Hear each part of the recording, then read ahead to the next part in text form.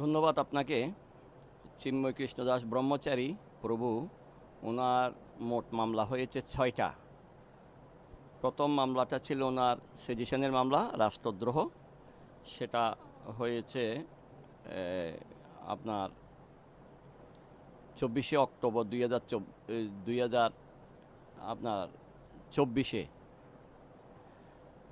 ওই সময়ের এটা। তারপর ওনাকে অ্যারেস্ট করা হয়েছে 25শে নভেম্বর 2024। ওনাকে শাহজালাল আন্তর্জাতিক বিমানবন্দর থেকে ডোমেস্টিক, উনি যখন রংপুর থেকে সভা করে আসছেন চট্টগ্রামের দিকে যাবেন, সে সময় ওনাকে অ্যারেস্ট করা হয়েছে। এবং 26 তারিখ ওনাকে যখন কোর্টে প্রডিউস করা হলো চট্টগ্রামে চিটং কোর্টে, তখনই আপনার এই ঘটনাগুলো ঘটে।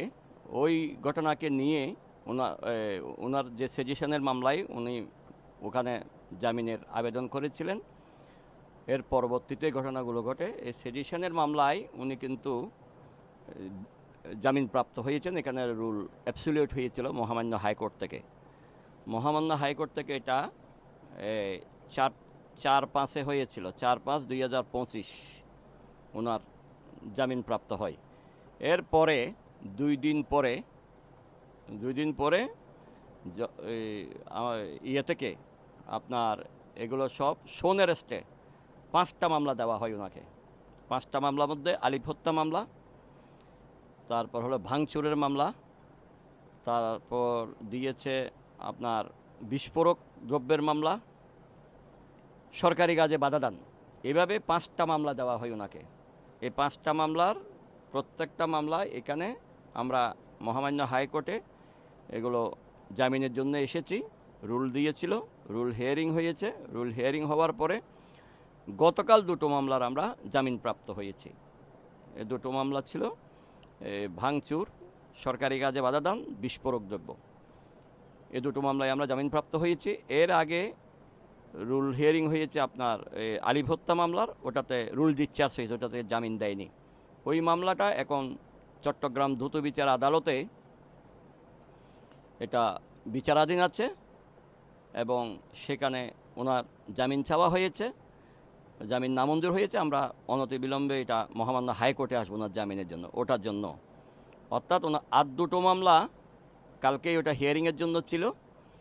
ওটা মহামান্য হাইকোর্ট ওনারা বলেছেন 16ই আগস্ট এই 2টো মামলা শুনবেন, আগামী 16ই আগস্ট।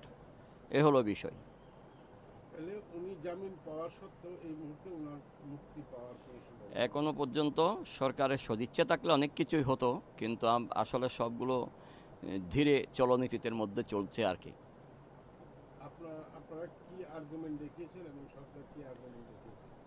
আমাদের আর্গুমেন্টটা ছিল উনি সন্ন্যাসী, সাধু, বৈষ্ণব, নিরামিষাসী, উনি অনেক অসুস্থ, এখন লিভার সিরোসিসে আক্রান্ত। আর উনি যখন ওনাকে অ্যারেস্ট করা হয় এরপর থেকেই উনি পুলিশ কাস্টডিতে আছে। পুলিশ কাস্টডিতে থাকাকালীন সময়ে কোনো রকমের অপরাধ করা কোনো ক্রমে সম্ভব না, এমনকি নির্দেশ দেওয়া সম্ভব না। আর উনি যে ওনার চরিত্রের সাথে এগুলো যায় না, এই মামলাগুলো একটাও যায় না। উনি ভাঙচুর করা বলেন, বিস্ফোরক দ্রব্য বলেন, বা কাউকে হত্যা বলেন, বা হত্যার চেষ্টা বলেন, এগুলো কোনোটাই ওনার সাথে যায় না। এবং উনি পুলিশ কাস্টডিতে থাকাকালীন সময়ে আমরা সাধারণভাবে নীতিগতভাবে জানি পুলিশ কাস্টডিতে যারা থাকে তারা কিন্তু আরেকটা অপরাধে গিয়ে অপরাধ করার মতো এখানে কোনো থাকে না, সুযোগ নাই। এ হলো বিষয়। আমরা এই আর্গুমেন্টগুলো করেছি। আর আপনারা জানেন ওনার মাও এখন অসুস্থ, অনেক অসুস্থ। এখন উনি ক্যান্সার আক্রান্ত এবং স্ট্রোক করেছেন, এখন চিকিৎসাধীন আছেন।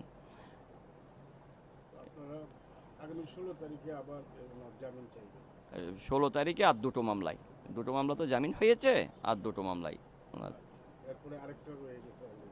আরেকটা রয়েছে, সেটা হলো আলিফ হত্যা মামলা, ওটা জামিনের যেটা বিচারাধীন আছে, সেটারও জামিন চাইবো আমরা। আরেকটা 561 করা আছে, ওই 561টাও আপনার আলিফ হত্যা মামলার, এটাকে আমরা স্থগিত চেয়ে একটা 561 করেছি, 561A। ওটা হ্যাঁ হ্যাঁ, ওই ইয়েটা ওনার আর জামিনের ব্যাপারে সরকার কোনো আপিল করেন? জামিন জামিনের ব্যাপারে আগের যেটা সেডিশন মামলা সেটাতে সরকার ওই আপিল করেছিলেন আপনার ইয়েতে, ওই এপিলেট ডিভিশনে। এ দুটোরও ব্যাপারে হয়তো এটা ওনাদের বিষয়, এখনো পর্যন্ত আমার নলেজে আসেনি।